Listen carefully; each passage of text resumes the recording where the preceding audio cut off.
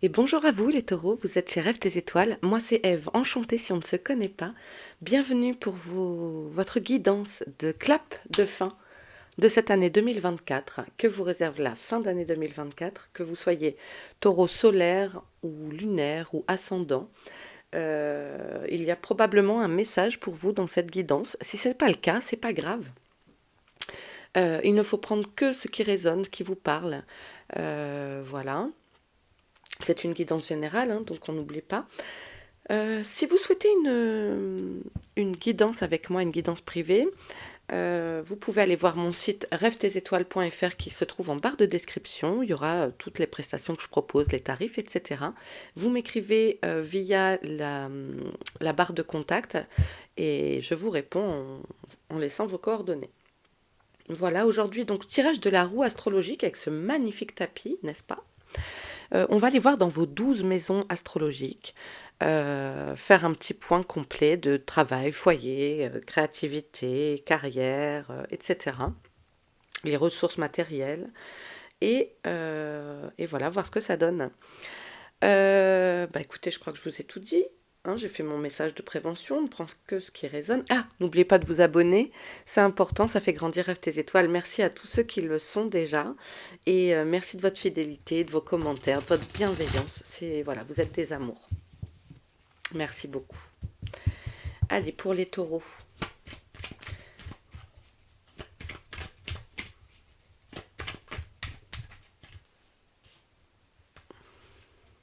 Vous, votre maison, c'est la maison 2, qui nous parle des ressources matérielles.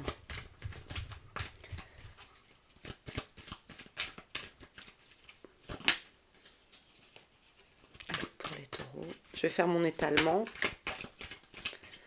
Donc avec les cartes de tarot,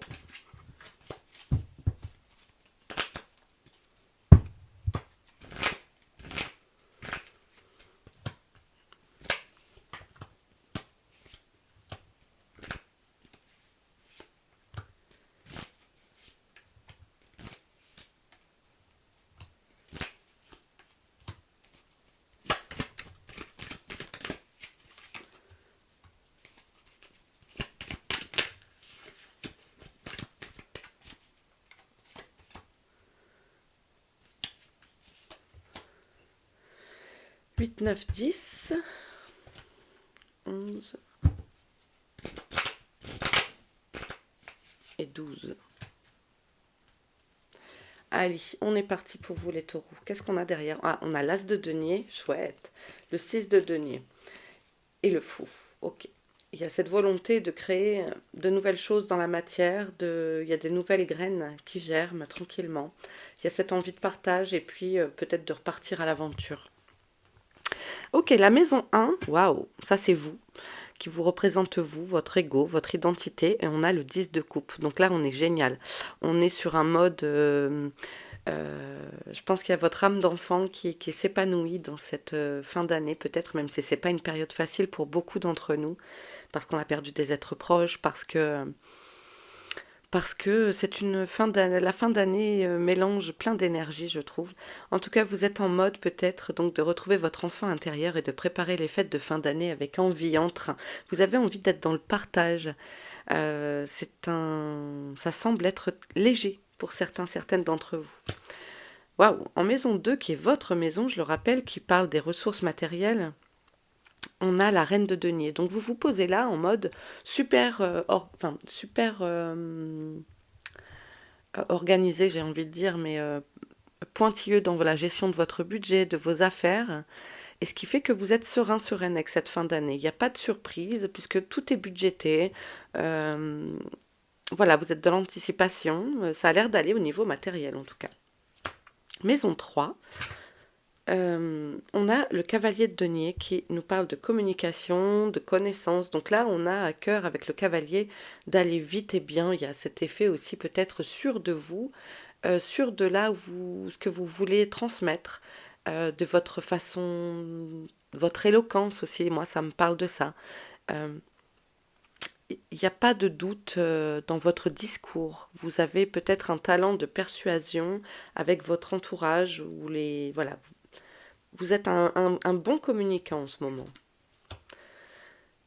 En maison 4, qui nous parle du foyer, on a le 8 de coupe. Alors, on a peut-être envie de faire un point, et c'est assez cohérent en cette fin d'année, justement, un petit point introspectif, de faire un bilan de ce que cette année vous aura apporté, des expériences vécues, euh, des bagages que l'on emmène avec soi vers 2025, vers ce nouvel horizon et toutes ces nouvelles opportunités qui vont se présenter en 2025.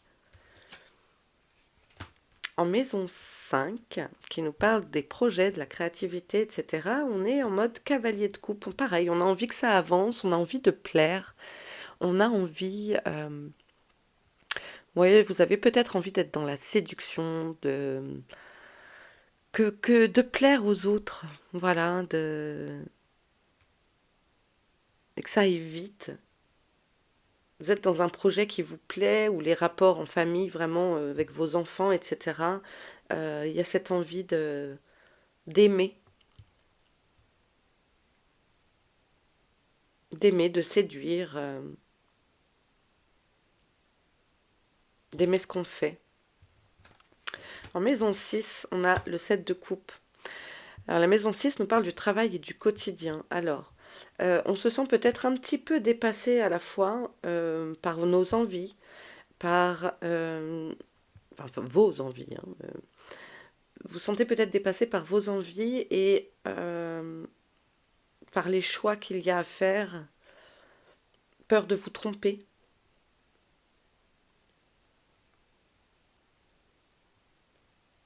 Peut-être de vous tromper dans la priorisation des tâches aussi, dans des choix à faire quant au travail.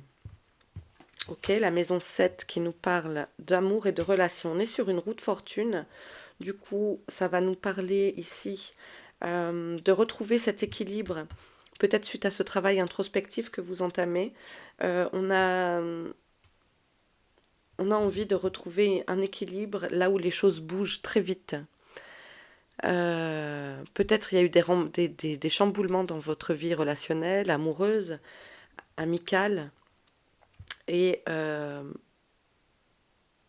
moi, j'ai l'impression qu'il y a un vent nouveau. Voilà, il y a du changement dans votre situation.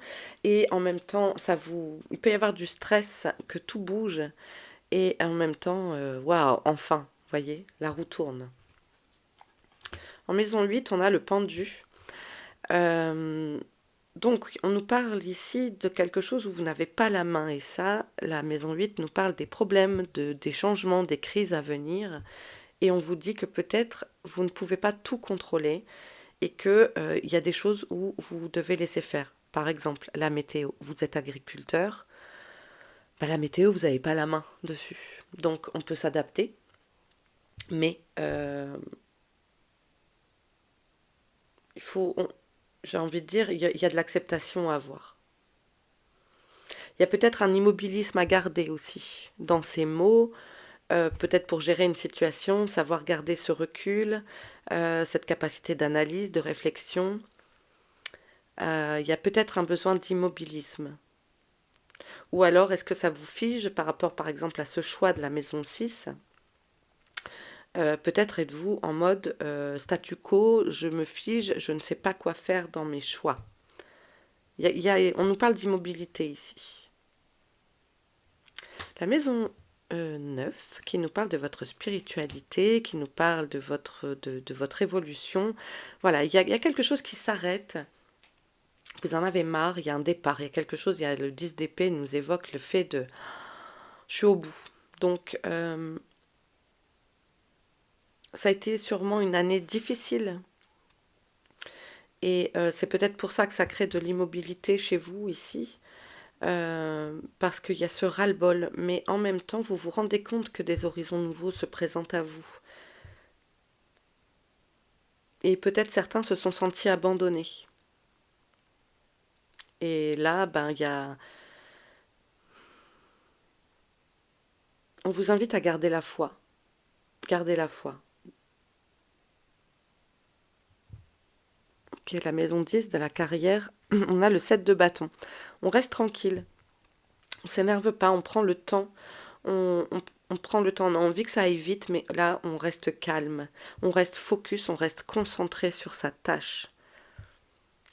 On reste concentré sur sa tâche. C'est peut-être pour ça qu'on vous parle d'immobilisme. Peut-être certains ont tendance à aller vite et à brasser de l'air. Alors pas pour ne rien faire, mais vous savez, ces gens qui marchent pam, pam, pam, pam. Donc voilà, c'est un appel à la tranquillité, à l'immobilité, euh, de rester focus et concentré. Parce que sinon, il peut y avoir cette désorganisation, pardon. Ok, maison 11 qui nous parle des amis, de la protection. On a l'as de bâton, on est dans un renouveau. Un renouveau peut-être du cercle. C'est pour ça que je vous disais, et pour moi, des gens qui ont rencontré quelqu'un il n'y a pas longtemps, où il y a un changement les relations.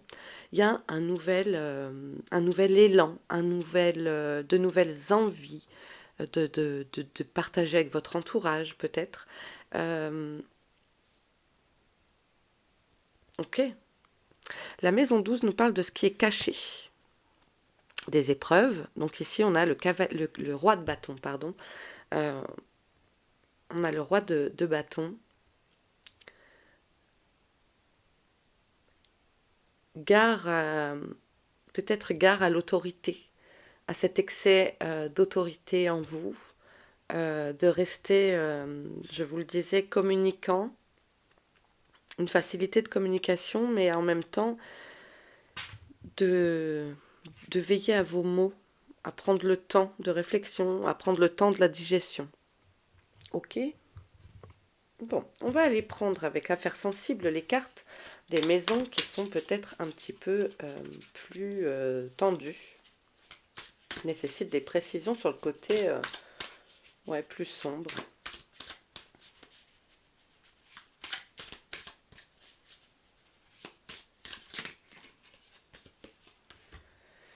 La colère, la rancune, ouais, ça a peut-être été une année difficile pour vous, parce qu'il y a ici, c'est pour ça que peut-être vous partez en mode introspectif, de faire un bilan et de vous dire que 2025 sera meilleur, parce qu'il y avait de la rancune, de la colère en vous, et vous sentez que vous devez évacuer ceci.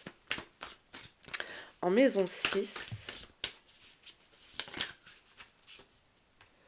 la fatigue, le découragement. Ouais, mais ça va avec ça, hein, ce 10 d'épée. Il y a cet effet, je sais plus quoi choisir parce que, ben, en fait, j'ai l'impression que quels que soient mes choix, rien ne va. Euh,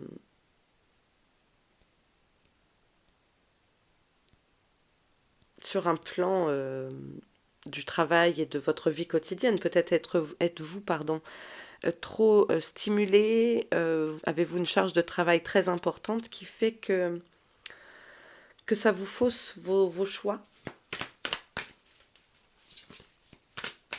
La fatigue peut faire un écran de fumée, hein. Maison 8.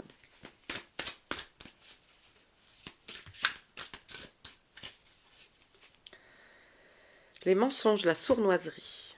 Hmm.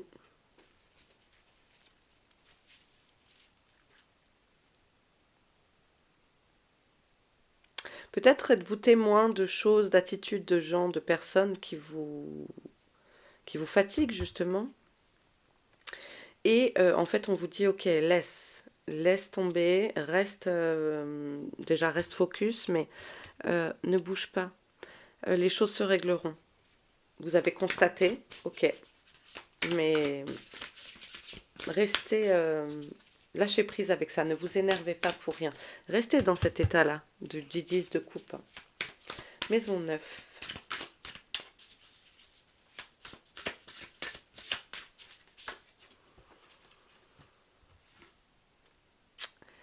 La fierté.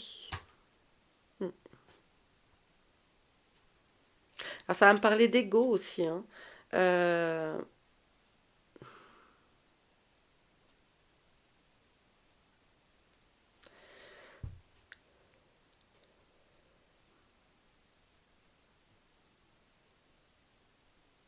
Peut-être il y a un problème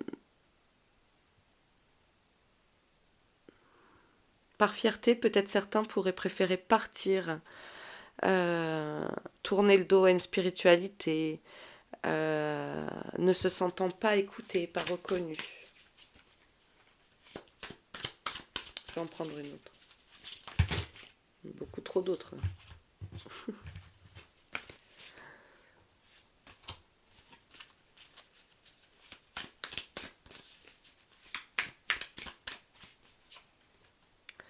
La toxicité, l'issue néfaste. Il y a une fausse route, j'ai l'impression, hein, dans cette maison neuve qui nous parle d'évolution. Il y a peut-être un peu trop d'ego, je ne sais pas. Est-ce qu'il y a aussi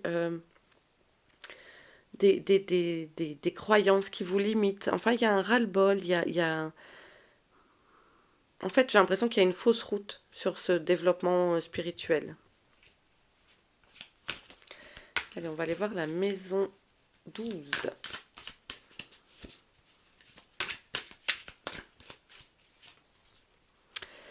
Et là, on nous parle de fraternité, de cercle social. Donc, peut-être attention à la façon dont vous... aux gens qui vous entourent. Voilà, peut-être c'est ça va avec ces mensonges là. À votre entourage. Peut-être ça sera justement de gérer les relations avec l'entourage, de savoir jongler, de savoir lâcher prise. Voyez? Ok. Allez, on va aller faire un tour de toutes les maisons avec le Witch's Tarot pour les taureaux.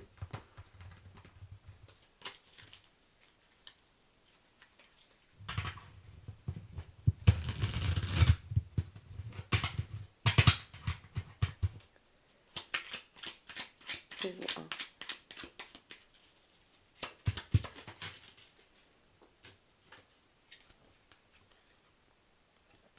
Le pendu. Ah, j'en avais deux. C'est celle-là que j'ai vue. Le pendu, donc il y a à nouveau ce lâcher prise pour pouvoir peut-être profiter de vous-même. Une envie d'avancer et de vous tourner vers le positivisme, ce qui est pas mal. Ça va vous faire du bien. Maison 2. Le cavalier d'épée. Ok. Il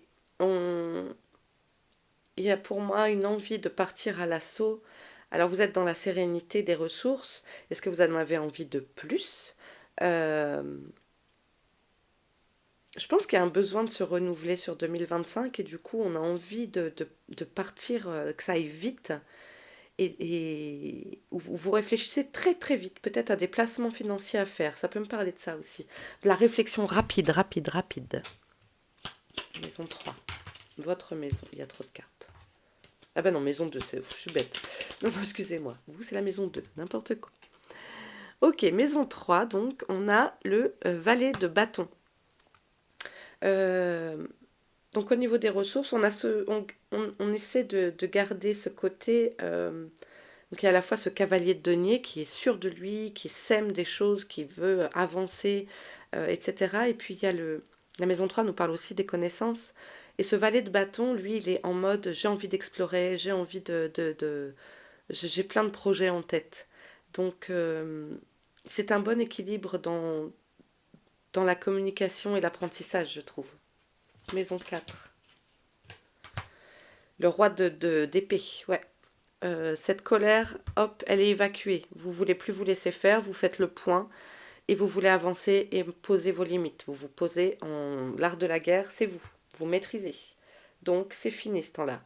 Vous êtes revenu sur le trône, maintenant vous gérez, vous gouvernez. Mais on vous rappelle de prendre quand même des pincettes. Maison 5.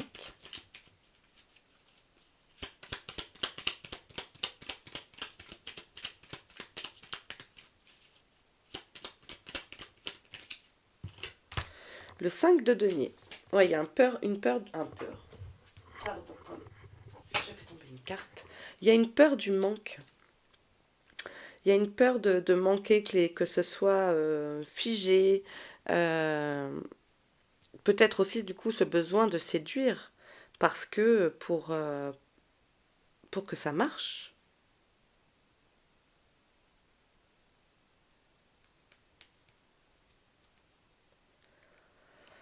car le 5 ici nous fait penser à des manques.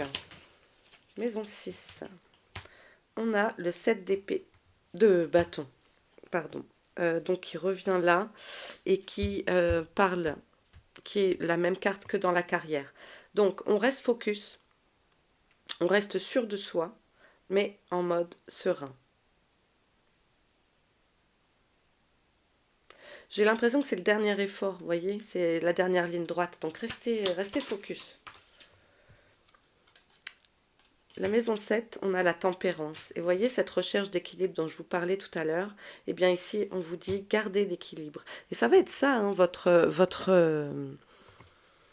un peu votre fin d'année, c'est de garder l'équilibre dans je me fais plaisir et ce que je donne aux autres, ce que je reçois, et de remettre de l'équilibre dans tout ça.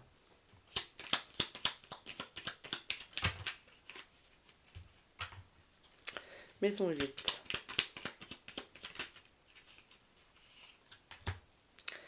Le 8 de coupe, c'est drôle hein, parce qu'on a les cartes qui ressortent.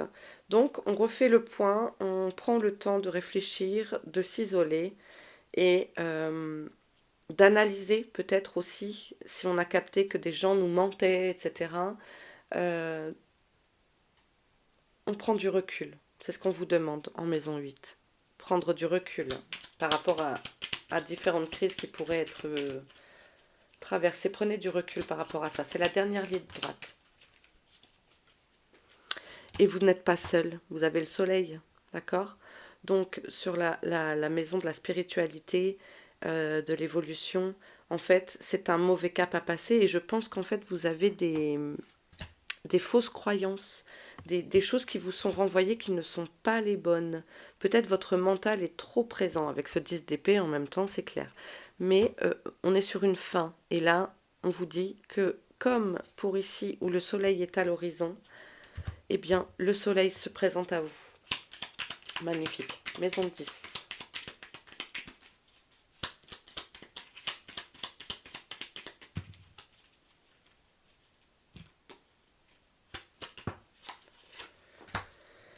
Et 10 d'épée, hein. Il revient. Vous avez vu comme vous avez des cartes qui reviennent d'un jeu à l'autre. En fait, on a les mêmes cartes qui se replacent dans des différentes maisons.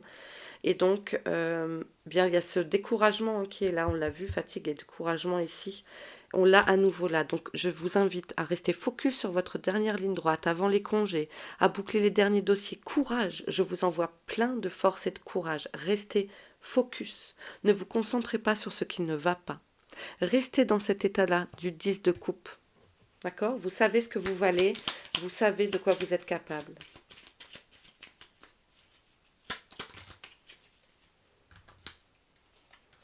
La maison 11 nous donne le 4 de coupe. Il peut y avoir cet effet, effectivement, de lassitude, j'ai tout ce que je veux et puis en même temps, je m'ennuie. Donc, il y a cette étincelle d'as de bâton qui est là et qui a envie de renouveau.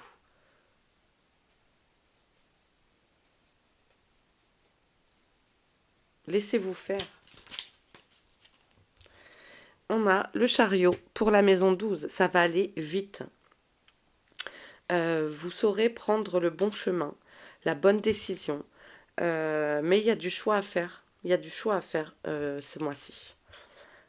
Je ne sais pas ce que ça concerne, on nous parlait déjà dans la maison du travail et du quotidien. Il y a des choix à faire, peut-être à prioriser votre sommeil, prioriser une alimentation, prioriser des connaissances à avoir et pas d'autres.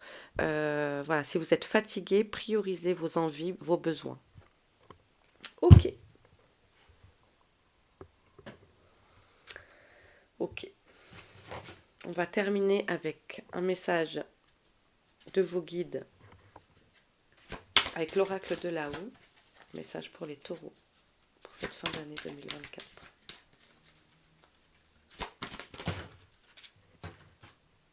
On a la richesse. Vous cultivez cette richesse. Il y a un besoin de prospérer. Il y a un besoin de, de s'illuminer, de s'étendre. Vous, votre besoin, il est là. Vous êtes dans le 10 de coupe. Vous avez envie de partage, de sincérité, en fait.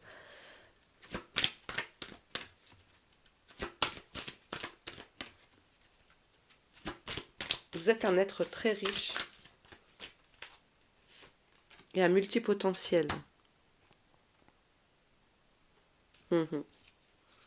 c'est ça. Vous êtes riche et de multipotentiel. N'en doutez pas. Ne laissez pas le doute s'immiscer. Ne laissez pas le manque s'immiscer. Profitez de ce que vous avez. Vous êtes incroyable et lumineux. Ayez foi. Gardez foi en votre chemin de vie, en votre destin.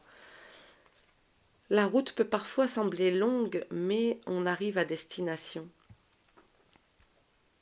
Et voyez, je vous parle d'horizon. Et je vous disais depuis tout à l'heure, parce que c'est ce qui me frappe pour vous, vous le savez en fait que ça va être mieux, 2025.